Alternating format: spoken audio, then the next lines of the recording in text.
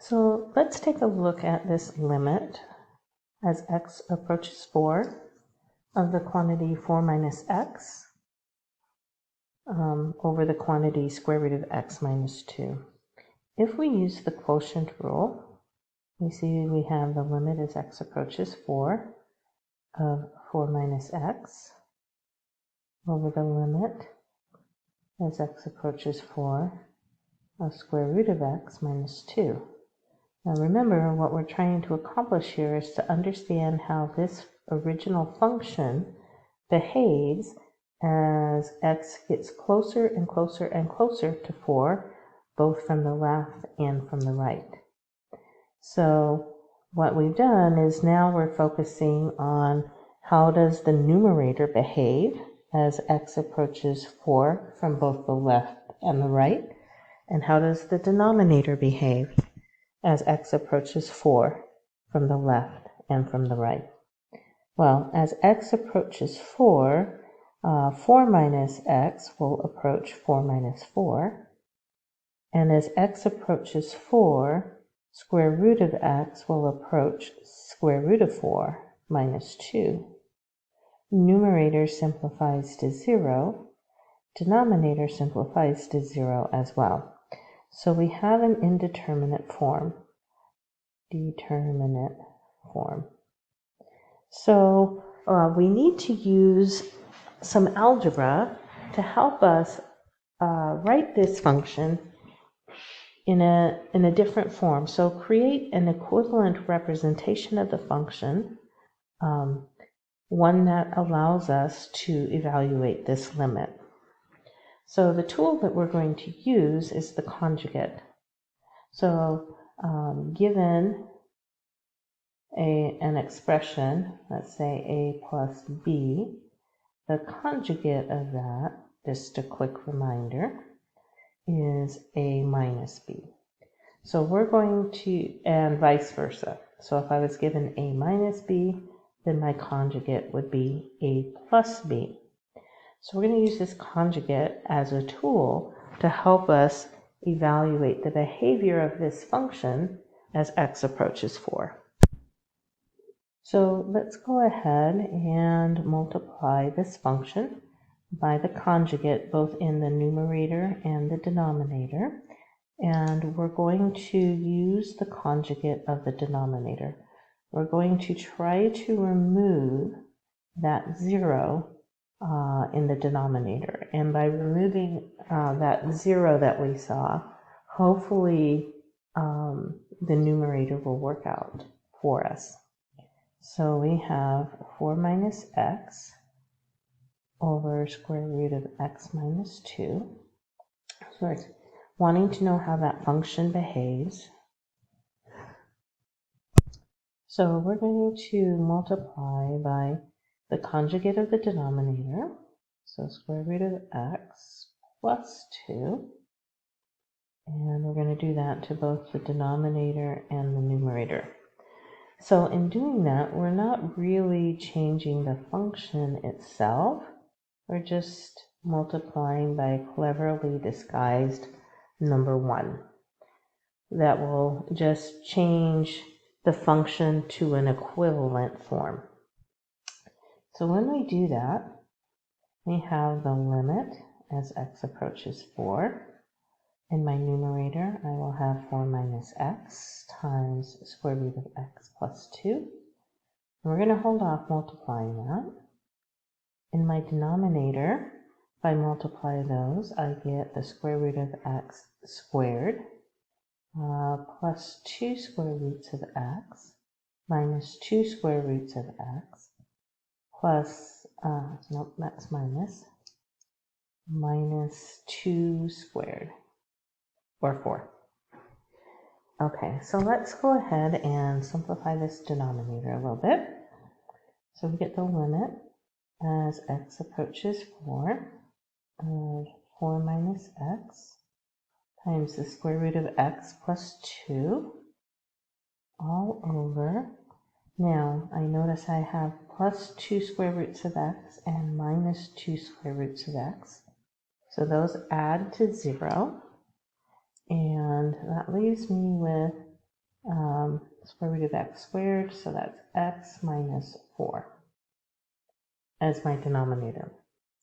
Now, we might be tempted to say that 4 minus x and x minus 4 simplify to 1, and they don't because the signs are opposite. So what we can do is we can factor out a negative 1. So I'm going to factor out my negative 1, so I get the limit as x approaches 4.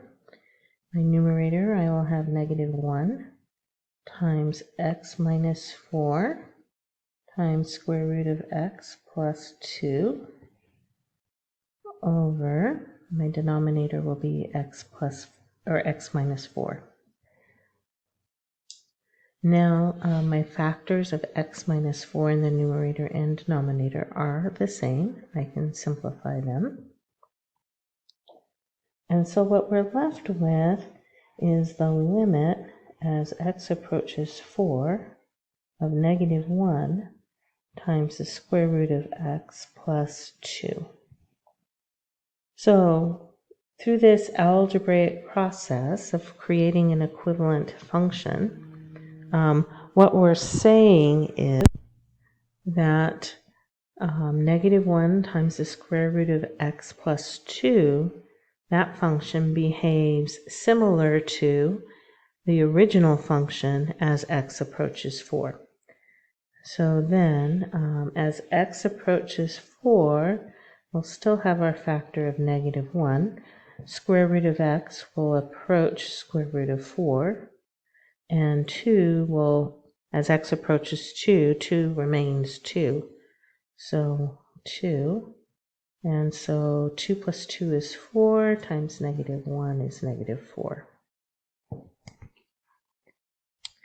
So what this means is that as x approaches 4, the function 4 minus x over square root of x minus 2 approaches the y value of negative 4. So now let's take a look at our second example here. First, let's go ahead and try and use the limit laws.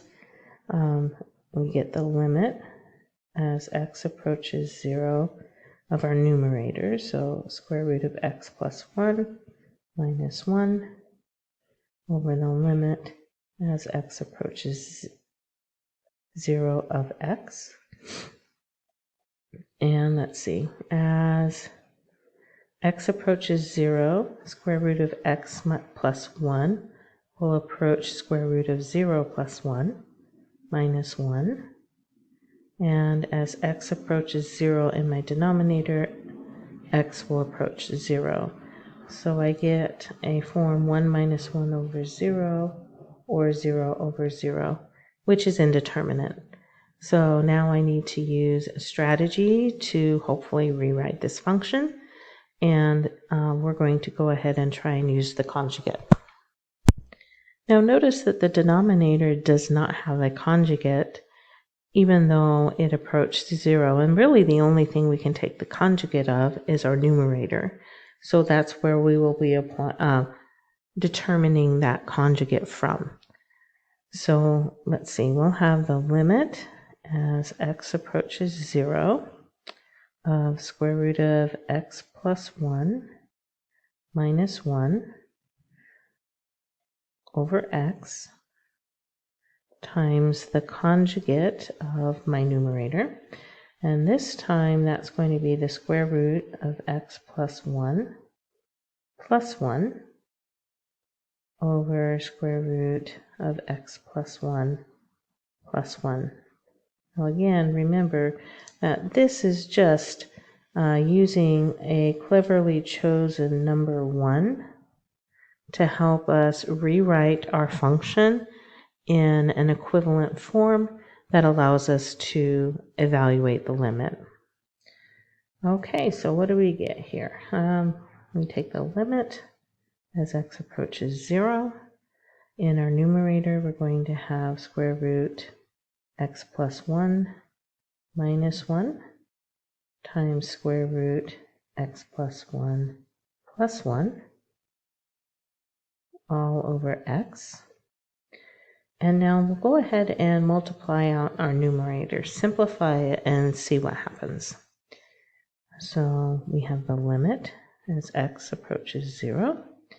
We'll have x plus 1, square root of that, squared, minus the square root of x plus 1, plus the square root of x plus 1, minus 1, all over x. Now, in my numerator, I can see that I have a minus square root of x plus 1 and a plus square root of x plus 1. So those sum to 0, and that's why the conjugate is so useful in this type of situation, is the two middle terms, or when you apply the distributive property or FOIL, however you want to think about it, they sum to 0. So that leaves us with the limit as x approaches 0. Square root of x plus 1 squared is just x plus 1. And then our minus 1 over x. And now notice in my numerator, I have a plus 1 and a minus 1. So those combine to be 0. So I have the limit as x approaches 0.